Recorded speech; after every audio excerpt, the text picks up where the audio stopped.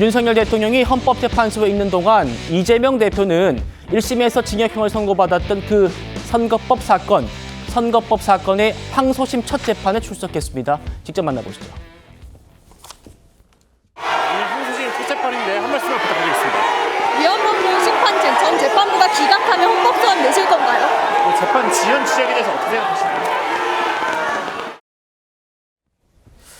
자, 조금 전에 속보가 전해졌었죠.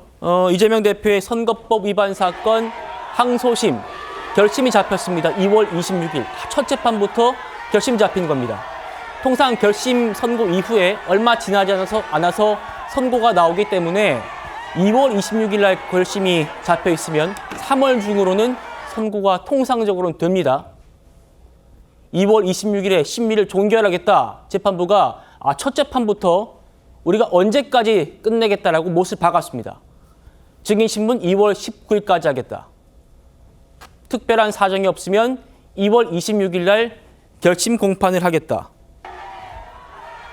자, 오늘 재판부의 이 얘기대로라면 이르면 3월 말쯤에는 이 대표의 선거법 항소심 선고가 이루어질 걸로 보입니다. 아시다시피 대통령의 탄핵 심판 속도와 이재명 대표의 선거법 사건 재판 속도가 지금 초유의 관심사죠. 계속해서 이 얘기 다뤄보도록 하겠습니다. 이재명 대표 1심에서 이런 평을 받았습니다. 김문기 씨와 찍은 사진이 조작됐다 이렇게 말했었죠. 해외 출장 중에 김문기와 골프를 치지 않았다라고 말한 부분이 유죄가 됐고요. 국토부 협박받아서 백현동 부지 용도를 변경한 것이다. 이 말한 것도 유죄가 돼서 징역 1년에 집행유예 2년 선고받았습니다. 이대로 확정되면 혹시나 조기 대선이 열리더라도 이재명 대표는 출마를 못합니다. 신지호 의원님. 네. 자, 이 속도가 지금 문제잖아요. 네. 속도. 탄핵 심판 속도와 이재명 대표의 이 항소심, 그다음에 확정 판결 속도. 자, 그런데 지금 먼저 정해졌습니다. 2심 3월 말쯤에 나올 것 같아요. 근데 윤석열 대통령의 탄핵 심판은 작년 12월 3일 비상계엄 때부터 시작된 거고요. 이재명 대표 저기는 1심만 2년 2개월 걸리지 않았습니까? 재작년 9월 달에 기소가 이루어졌고 한 거니까 단순 비교하는 것 자체가 좀 저는 맞지가 않는다고 생각하고, 뒤늦게나마 지금 항소심 재판부가 이게 뭔가 이제 제대로 된 걸 하는 것 같아요. 1심 재판부의 경우에는 참 어떻게 저런 사람이 법관을 하는가 할 정도로 말이죠. 공판 준비 기일만 6개월을 끌었고요. 6개월 안에 다 판결을 내라고 지금 공직선거법 270조에 강행 규정이 있지 않습니까? 그 6개월 안에 끝내라는. 그랬는데 그거 다 어기고 한 거고, 그래서 저는 지금 이제 오늘 항소심 재판부에 이게 굉장히 이제 돋보이게 됐는데 1심 네. 재판부하고 비교를 해보면 정말이지 이제야 좀 법원이 좀 정상화되고 있구나 하는 느낌을 좀 받는 것 같고요.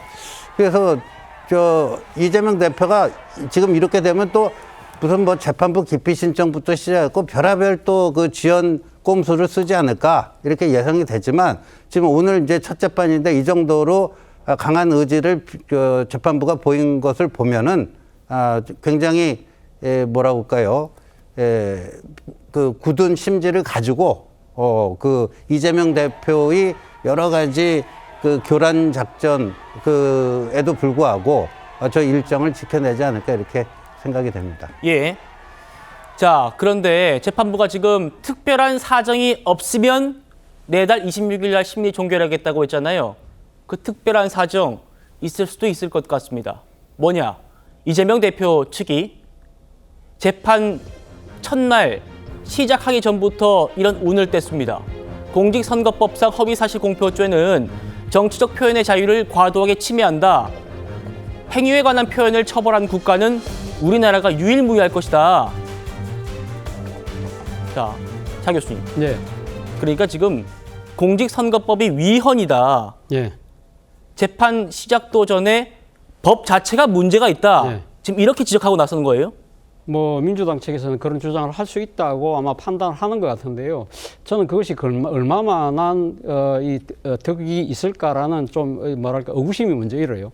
오늘 앞서 우리 앵커께서 말씀하신 대로 2심 재판부가 결심 날짜를 2월 26일로 못을 박았잖아요.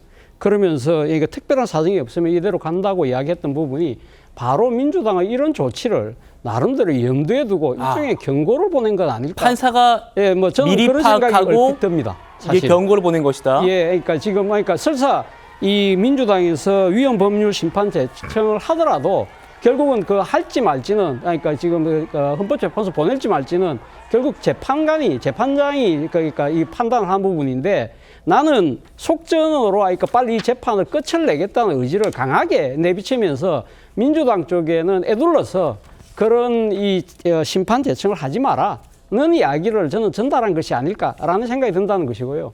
사실 우리 선거에서 이 하나의 원칙이 그거잖아요. 돈은 묻고 입은 풀어라거든요. 그런 측면에서 본다고 한다면 민주당이 이야기하는 이 지금 공직선거법상 허위사실 공표죄 같은 경우는 지나치게 표현의 자유를 억압하는 측면이 분명히 있죠. 그런데 왜 이기에 대한 그 지금 이 법에 의해서 처벌받은 사람들이 정말 많잖아요. 우리가 기억하는 사람들 정말 많은 정치인들이 그렇죠. 이 법 때문에 됐는데 그때는 조용히 있다가 왜 이제 와서 이 법률 문제를 들고 노느냐 이런 부분들에 대해서 과연 아까 제가 정치로 덕이 안 된다는 부분이 결국 이재명 대표도 결국은 뭐랄까요 정치적 그러니까 이 법적 지식을 통해서 자신의 공공함을 빠져나가려고 하는 꼼수를 부리고 있는 거 아니냐는 그러한 프레임에서 스스로 갇힐 수밖에 없는 그런 부분이 제가 봤을 때는 덕이 안 된다는 이야기. 예.